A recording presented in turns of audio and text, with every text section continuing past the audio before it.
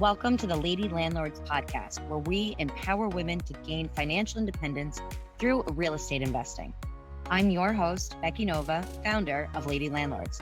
If you're ready to buy, manage, and grow your real estate portfolio, then let's get started.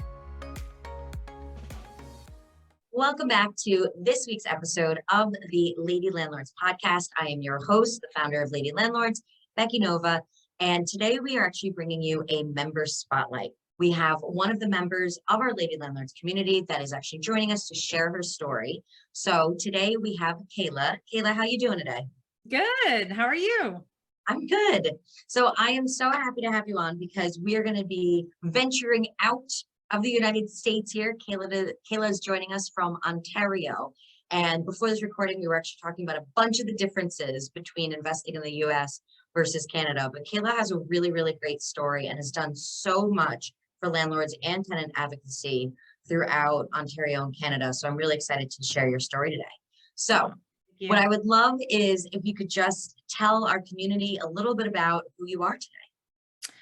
So my name is Kayla. I just celebrated, Kayla Andrade. I'm the founder of Ontario Landlords Watch. I just turned 37 this July 5th. So hopefully going out tonight and celebrating with friends. Hopefully. Good. Happy belated birthday. Thank you. I got all 4 of my kids. They're completely gone and with the mother-in-law right now. So I feel like $100. That's fantastic. That must be so nice to be able to have family nearby that can, well, sometimes it's good to have family nearby, sometimes it's not, but it sounds really great that she's able to help the kids. Just 10 minutes drive away, it would be nice, just to make sure that you have that, you're not living what your parents feel.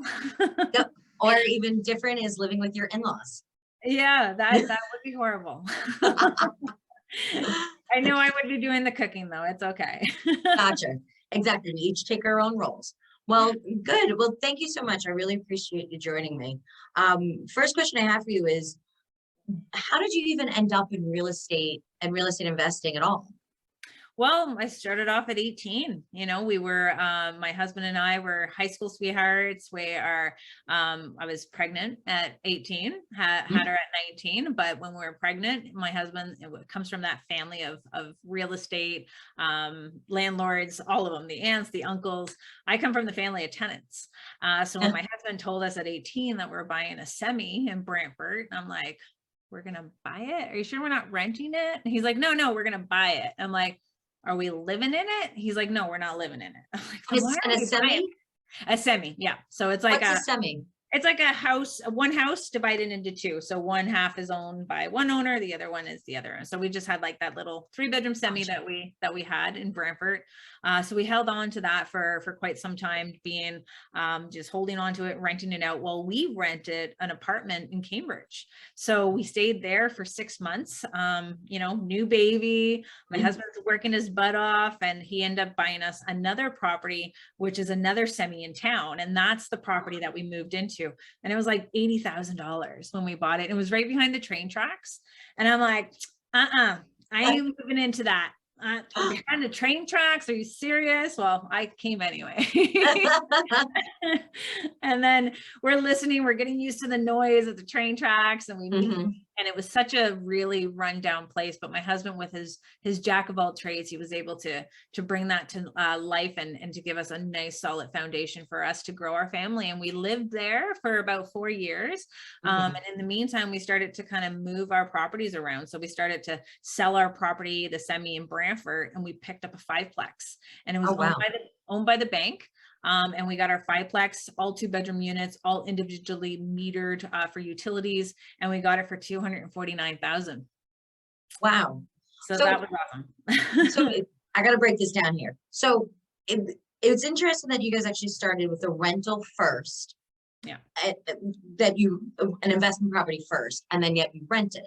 What kind of brought about that decision rather than you guys just moving into that first semi? And just so you know, like a semi, like the way that I would use the word semi would be to be like a semi truck, to be like one of like the big like long haul trucks. So that's why I was like, I don't think she means she's living in a trailer. So, That's awesome. So let me just make sure of this. So what made you guys decide to do the investment property first and then yet rent from somebody else? I think it's going to be based on buying the property and knowing how many bedrooms were in it, knowing that you can get more value to start paying off that property quicker based on renting it to someone else versus renting yourself, where, you know, our rent was $600. So when we were able to rent out that place for $900, you know that you're still going to be able to still have that cash flow that you're going to be wanting to keep as a revenue property. And I think that's great because a lot of our members, sometimes we have these conversations where people are like, oh, but I really want, like, I need a place to live for myself, but I don't have enough to actually buy like a rental property, just different situation. And I love hearing that you guys actually did the investment property first, because it really just shows that you have to look at what's going on in your own life, that you can still be a landlord and a renter. Trust me, sometimes I'm like, I just want to go live in one of these like luxury apartment complexes here in New York, where I can call somebody else to cut my grass, water my plants, fix my dishwasher, and not have to do any of those things myself. But I think that's really interesting that you saw the value in the investment property, and then yet we're still able to then save because you were able to live in a place where you had a cheaper rent. Yeah. So then it was the second property, the second semi, that you then had, that then you moved into. Yes. I also find it funny about living next to the railroad, because here in New York, we're the complete opposite. We look to live next to train stations and subway stations. And it's always kind of like, that's almost like our higher like valued property, is to then say like, yes, you get to be right next to a train station. That's actually something we look forward to. Ours is more like construction, like they just more of a Toyota. We're a Toyota. Yeah. So it wasn't like if it's a passenger train. Oh yeah, that's definitely. It's not the glitzy, yeah, not the commuter train down into the city for sure. Yeah. It's just funny. It's just funny once again, kind of hearing how people live differently in different places. Was there ever a point in time that you guys considered buying the other side of this this semi, where you have the two sides with different owners? For the rental or the one that we moved into? For either one. Not so much in the Brantford. I think that was going to be like our stepping stool, because it was a cheaper city to invest in versus Cambridge and Ontario and in Kitchener and Waterloo area. And same thing with the one that we moved into. It was considered an industrial area, and having the train tracks and like open fields in front of you, and it was on a busy road. So we're like, do we really want to buy that two and rent out the two, or rent out one? So instead, we actually sold a house the semi that we lived in, and actually bought a triplex. So now we moved ourselves from the semi one unit and moved ourselves into the top floor of a triplex and rented out the 2 units below. So we stayed there for about 7 years. And was that before you bought the 5-plex? That was after. So we sold the Brantford we had Brantford and the semi that we lived in. Then we stayed in that semi and sold the Brantford location to buy the 5-plex. And then once we sold that one, we bought the triplex. Gotcha. Did you have to musical chairs? No, but I love though that it was really kind of like taking them, was it because you were able to kind of take that equity and appreciation in those first properties and then use that as a down payment for then the larger properties? We were old school. We didn't pull out any equity. We just kept on saving up, working our butts off, saving. My husband did scrap collecting, just really doing whatever he could to get that extra cash in, and then saved up the money for a down deposit and did it again. So a lot of our properties until now, like we all have all the equity still within our properties. Gotcha. So at this point, you were still not actually mortgaging properties? No. Gotcha. Very cool. So now you have your triplex. You have your 5-plex. What do we do next? Then we wanted to get out of the triplex from us living above tenants, just because sometimes you're just so close, and I like to keep it very business, not personal at times. And when you're helping them, bringing up their garbage and whatever, it's like, I want to be on our own. So we end up buying a full single family dwelling, 4 bedrooms. We bought that for like $375, and then we now sold it about 2 years ago, and that was at $570. Wow, we stayed there for like 4 years, and while we were living in that single family home, my husband had found a great deal on a 6-plex. So then I was pregnant. He's like, you want to come look at this property? I'm like, he's like, it's 6-plex, it's conforming. I'm like, it's what you want, just do it. I'm growing a human. I'll check it out when the baby is done. Okay. And that exactly. Trust him on that one. So I trusted him. He bought it. Obviously, like they're there right now. The places will need, new kitchens, new bathrooms. People pay low rent, but no one's bugging us, right? And the property is still cash flowing for what we bought it for. So Yeah.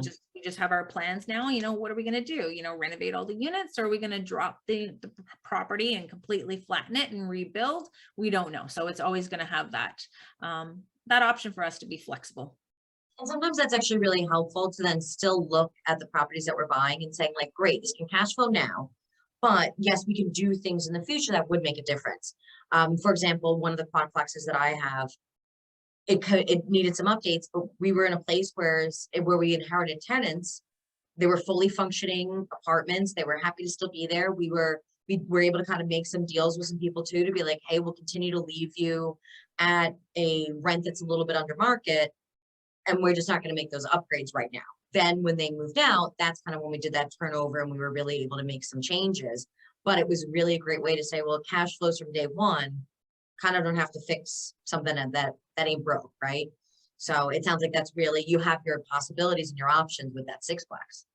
That's where we lead into the triplex. We had a triplex that right after, between all of those, it was a buying spree, I would say. So after we got the triplex, there was all 3 units. One was like really good condition. The lady that's still there kept the place really, really nice, but the other 2 units needed some serious work. The bottom unit was like being rented out for $600 all inclusive for a 2-bedroom unit, but it had severe leakage situation. The foundation was so bad. The guy was smoking in it, like it was horrible. And we're like, okay, we got some water coming into this property now. We have to give you notice to vacate, and then we have to offer the unit back to you at that same rate. And he's like, okay, he just took off and no problems. And then he called us and said, hey, I actually don't need the unit back. And we're like, okay, thanks.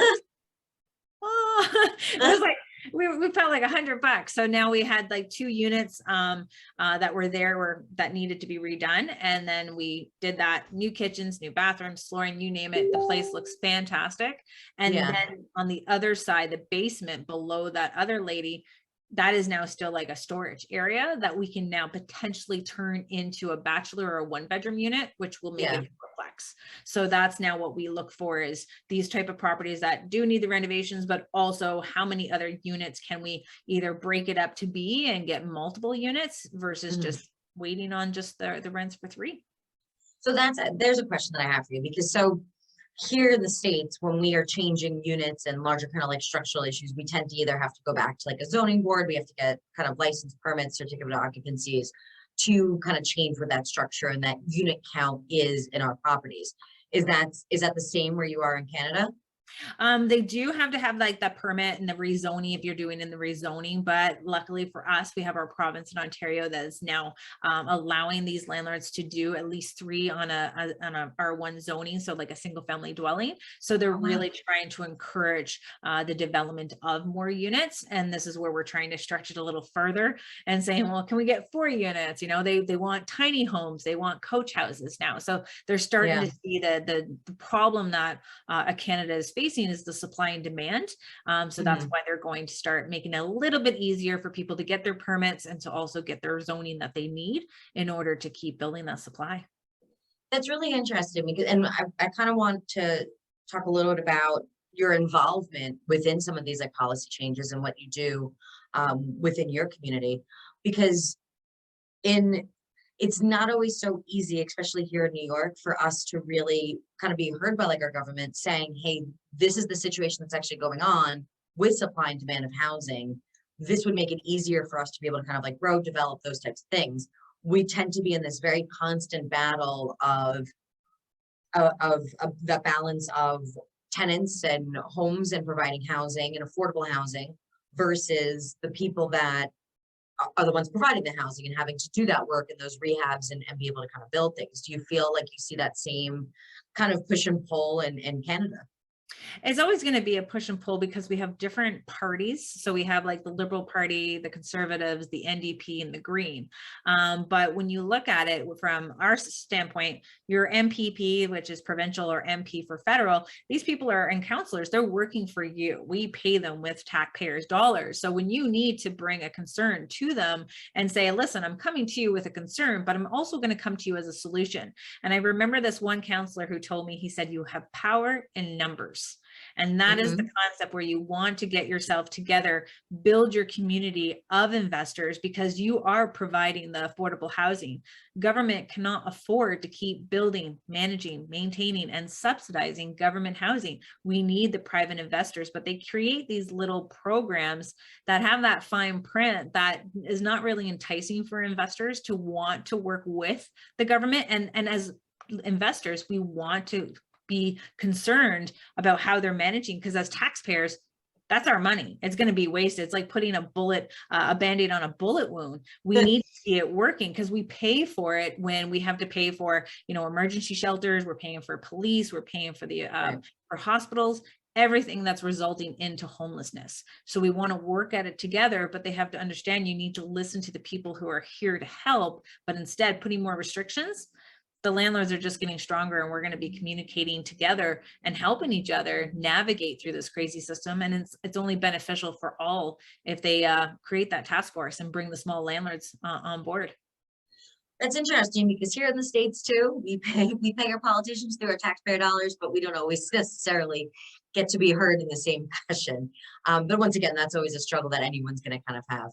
So it sounds like really that advice that you're kind of given, that there's kind of that power in numbers. Sounds like that's really something that you really took to heart with Ontario Landlords Watch. Is that kind of how that got started? Yeah, I when we had a water billing, it started off when a city councillor who was running or campaigning to be a councillor had approached my husband and said, hey, is this your fiveplex? And he's like, yeah. She's like, well, there's a policy that's going to be brought to council explaining that if the tenant doesn't pay their water bill, it's going to be put to your property taxes. So my husband came home to me and I'm like, what do you mean? Like, I bought this place because it was individually metered. I'm like, they can't take that away from me. So I started to get to learn about municipal government and how policies and bylaws are implemented within the city, and realizing that you have an opportunity to speak in front of your city council. And if you can have more and more people speak to council, explaining how you don't like it, how it's going to affect their business, but how it's going to affect the tenants, that's when I'm like, how do I get more people? So I called landlords from Kijiji. I'm like, hi, I'm calling about your house. I'm not calling to rent it. I just want to let you know that if the tenant moves in and doesn't pay the water bill, it's going to be put to your property taxes with a fee. and they're like, I'm like, you got to get down to council, right? So we all started going to council, had a protest outside of City Hall just to really bring in the community. And I said, okay, how do we all stay connected? All right. And that's when Facebook came into play, where I was like, we'll all put ourselves into a Facebook group. And I started traveling to different cities within Ontario, and started to tell them about this policy and how we need to come together, because if it's not in their city yet, it's going to be. So we really need to support each other. And then that's when they started signing the petition and sending it back to me with, hey, can you fight the Residential and Tenancy Act and the Landlord and Tenant Board at the same time? And I'm like, whoa, all I knew then was like water billing. I didn't know anything else. That was your specialty, right? This water issue. I was like, I'm not Aaron Brockovich here, okay? Like, you kind of were with the water, though. I totally was. Because I think, if I remember from the 90s, I'm pretty sure that was the same situation. Water was what she was working on. So, and she had her kids too in tow. So yeah. So we end up getting like the water billing, and then understanding like now this group is going to help us move forward. It's not just on water billing itself. We're going to talk about the issues that we're facing as landlords. And this is exactly what you've been able to help for and build your community for as well. Making sure that you're able to guide them and help them through their difficult situations, because there's no rule book. There's no something how to manage. You can't go to school for it. You really investing in real estate in itself is networking, like networking. It makes you stronger as an investor, and it's going to make you a stronger landlord to make sure that you're providing the great service for your tenants. isn't it amazing what Facebook actually can be used for good sometimes? Oh, yeah. Right, with these Facebook groups, it's really kind of great to see when people can kind of pull together for, common interests and really kind of make like an impact and a difference. So I love that that was kind of how, what you would really kind of use. And it's just ironic that you ended up on Facebook as well. So when you, um, so from there, what was then the next kind of policy or that you really wanted to see change with? We kind of, the water you were kind of fighting, but then what was then the next kind of issue that really became important to the group?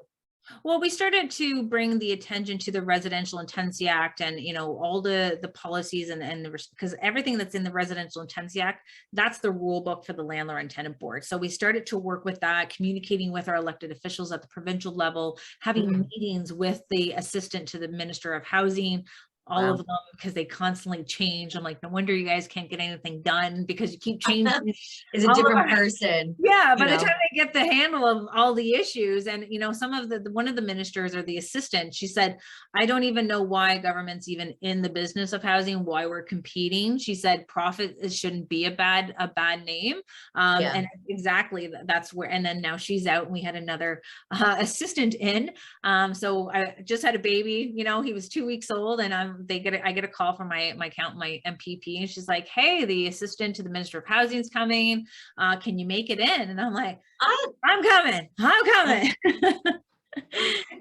So that's when we started going through Bill 184, and Bill 184 was a lot of wishy-washy stuff. It was more putting more restrictions onto the landlords who are going to do an unlawful eviction. So someone is trying to say that family's moving in, but they're not moving in. The fee went from $25,000 to $50,000. Wow. For a residential landlord, and a commercial landlord went from 100,000 to 250,000. The changes after that was like rent increases. So if you're a landlord, you can only raise your rent to a certain percentage here, especially in Ontario. So what happens is that if your tenant is not making that payment, so to speak, or you up it a little bit more than what you're allowed to give, if the tenant pays that on time for the next 12 months, that becomes the lawful rent. So it can also backfire. So if you want to give your tenant a discount for the next year, that becomes the lawful rent. So there wasn't really a lot of changes happening from what we know the real issue, what's really restricting our investors from helping build supply. And we started to look at the landlord and tenant board and the backlogs that are happening at the landlord, because it's taken at least well over a year. And that's for a tenant not knowing the system and not trying to drag it out in order to get evictions. So after that, I end up crying on a channel, our YouTube channel, explaining Bill 184 and realizing that they can't, it's almost like political suicide for them to come out and make massive changes that are needed in favor of an investor, because then it looks like from our tenant activists that they don't think that that elected official is doing it in their best interest, but in reality, they are. We have that very similar kind of issue here. It is very difficult for a lot of our politicians to come out and support the investors, even if they are kind of that mom and pop, which really is most landlords when you think about it. Most of us own, 1-2 properties. We're not just, these real estate empires that own like, half of Manhattan here. Most of us are those smaller kind of portions. But yes, for a politician to come out, I know at least where I live, it's very difficult. There's a lot of like just kind of lobbying back and forth kind of behind the scenes, because what ends up happening then is a politician kind of comes out, it looks like then they're kind of against the masses, which are usually then the tenants, especially in some of the larger cities. And then there's just kind of more of them than there are of the landlords. And, to be a politician, you need votes, and votes come by those numbers. So it's much easier to say, no, I'm going to support the people. But we definitely had that issue here back in 2019 in New York State. They really changed a lot of our landlord tenant laws. And what was interesting was then tenants were clearly so excited that this was passed, and they were so excited of all these changes. But what they didn't see or kind of think about or weren't really informed of was kind of that trickle down effect that, well, now if you're having landlords, it's going to cost us more to be landlords. There's going to be a trickle down effect to what your rent's going to look like. And a lot of them it was very interesting to see when those changes kind of happened. And then a lot of those same people were like, whoa, but why is my rent going up? And it's, well, because we all voted to kind of charge the landlords, and there's a place, that cost then gets passed on to you as that renter. That's So, exactly where it is. You got the water billing, you put it cost to landlord, the rents are now going to increase for those type of properties, but you're still going to be responsible, just like the rent control, trying to limit how much the 1.2% for Ontario for 2022, which is now resulting landlords to want to live in the unit now for at least a year. So now they're having to relocate. So it's always going to have that trickle effect. And I don't think our elected officials see that. So what we as landlords have to do, no matter which country you're in, is make it very public of your issues. Hit yourself on Facebook, Twitter, Instagram, LinkedIn, talk about those issues, talk about how you can make it better if those elected officials did the solutions that you're going to recommend to them for them. right. And I feel like it ends up being this like weird competition where it's like you have to be either like pro landlord or pro tenant. And really one of the things that I love about what you do is that there's a way to find a balance between both, right? And if we all kind of work together, things always just are improved. But that's really what I appreciate about kind of the policy advocacy that you do, is that it's really kind of looking at that humanistic approach from both sides. And I feel, at least where I am, I feel like it's always, no, you have to pick one. You can only be on like one side, and that's not necessarily the case. If somebody was looking to get involved in their local politics to the degree of just being like informed about some of like their upcoming legislation, things like that, do you have places that you would recommend people to go to kind of get involved? Oh, it's everything is always going to be on the website for people to connect with their city councilors, their regional councilors here, their MPs, their MPPs. Start to know your structure of your government, and then you start meeting with those people. You get to feel where they're from, where their thought process is when it comes down to housing. And it's always going to be that landlord and tenant fight situation, because that's the way the government wants it to be, because really the tenants should be mad at what the government's doing and how they're managing our housing industry. We have to say, no, good tenants, good landlords, you're coming together to really make it fair for both.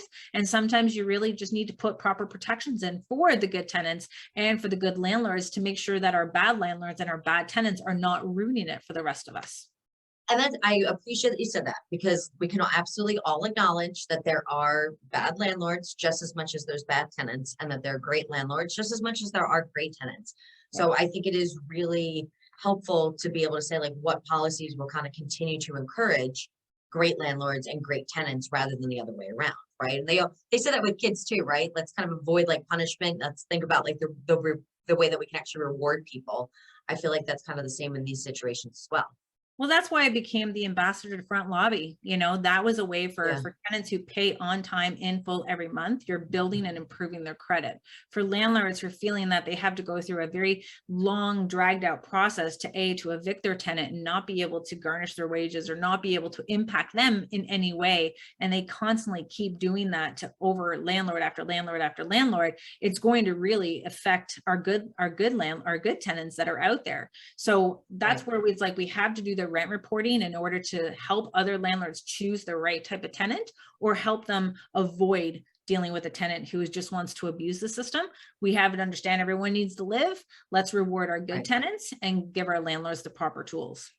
Right. There's so many different like little like checks and balances that we can kind of do, but it really is the idea of like, let's work together. Let's use some of these tools that we have available in front of us to be able to make the best decisions as landlords and also for our tenants. That I still think that kind of falls under as business owners.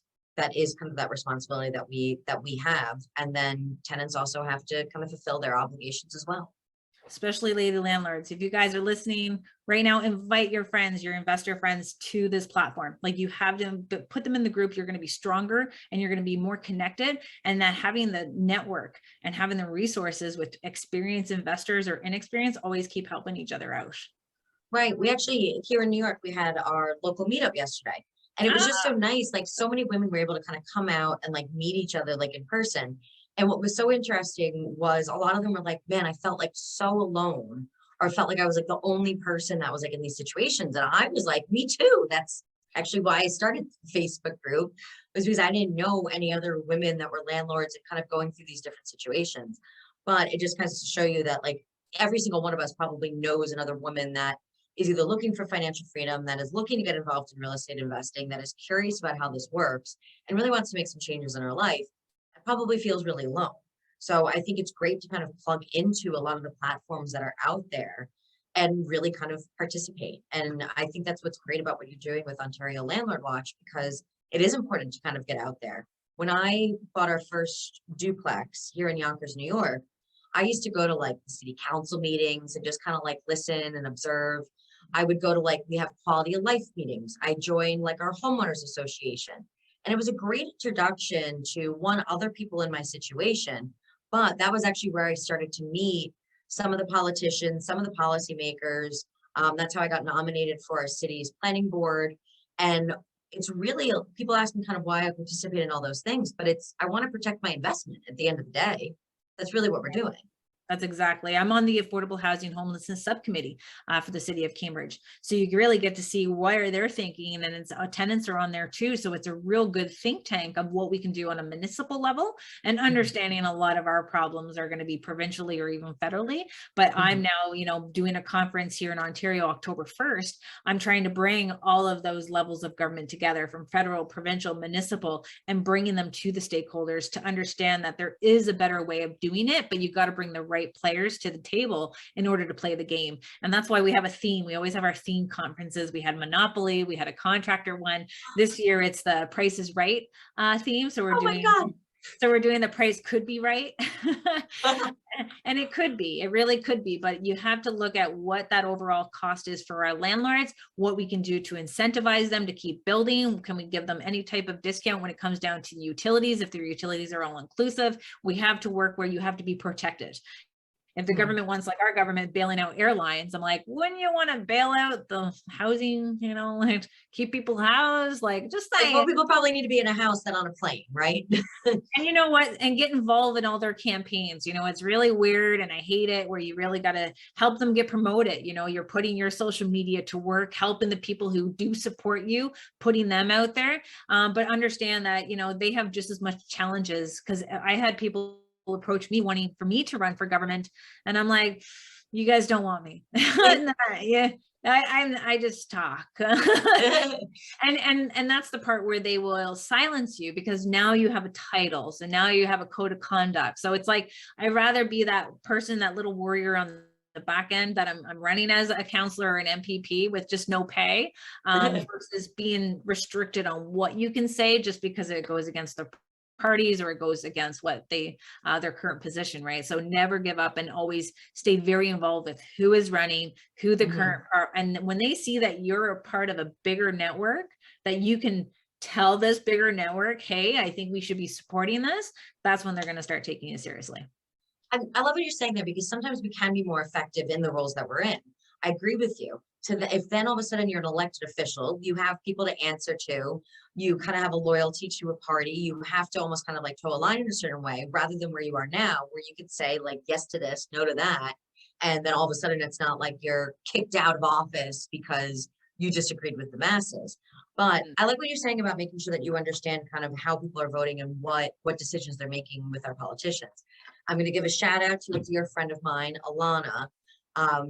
She works on a lot of boards here in New York. She's probably like my go-to. She's like my go-to mentor for like anything with like legalities, rules, restrictions, anything that I can do in New York. Alana is absolutely my go-to woman. But she works with one of the boards she's on, and they actually created a politician scorecard where they went back and really looked at how those politicians were voting on housing, landlord tenancy laws, and then really kind of said like, hey, when we have funds, when we're doing fundraisers, when we're inviting people to speak, these are the people that are actually voting in a way that we actually approve of and actually agrees with what we align with. And then, hey, there's people on the bottom of this scorecard that, they call us, they want to talk, they want like our money, but yet they're really kind of against what we do and the types of business that we're actually running. So I thought that was a very intriguing thing to kind of do. So I'm looking forward to seeing what her scorecard has revealed. But it's very important to make sure that we know who are elected officials, what they're actually voting for, and what decisions and policies they're making. 100%. They're playing politics in the housing industry. And that's why it becomes so messy. They're really dragging in because it's a hot topic. Like, we only know it's a hot topic now because there's a municipal election coming up, and every election, it's always housing, and then they get elected in and it's the same stuff, just more restrictions, and they still can't come and try to go ahead and get what they've tried to accomplish, was get that supply, because it's about but they don't. We just need to get supply. I'm like, shouldn't you go back to why aren't we getting supply and why we're losing supply? Like, we have an iceberg.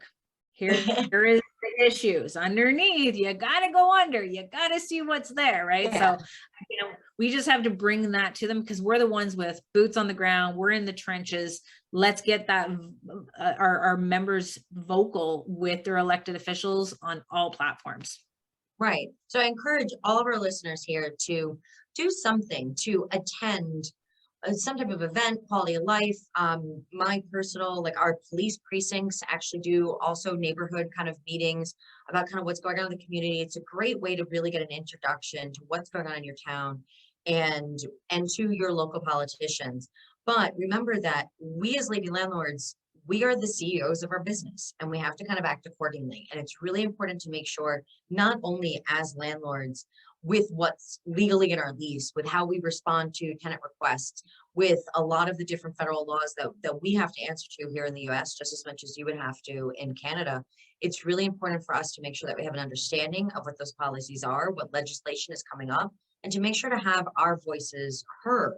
So Kayla, the conference that you're doing in October, is that solely focused for Canadian investors, or is that something that us down here in the South can attend? Obviously, we're going to be talking about the Ontario issues with the housing, but what it's going to also teach is how we're going to get other provinces. We have people come from BC, from Alberta, and we'll of course love everyone from the States as well, to start teaching you how to advocate and to teach you what we're doing so that you can do it in your hometown and you can do it in your state, so that we can start bringing these people together. We always get invited to the dance, but no one's dancing. We always get ourselves into such a mess, and we're now tired of it because our tenants are suffering, our landlords are suffering, our housing market, our taxpayers, everything is suffering. Right. So if they don't want to invite everybody to the party or to the dinner, then we will, right? And that's why we're going to be that. That's why we're hosting a dinner too. I absolutely love with food. I'm going to make sure that I'm going to put the link in the show notes, to make sure that if any of our members, and especially those in Canada and Ontario specifically, would like to attend.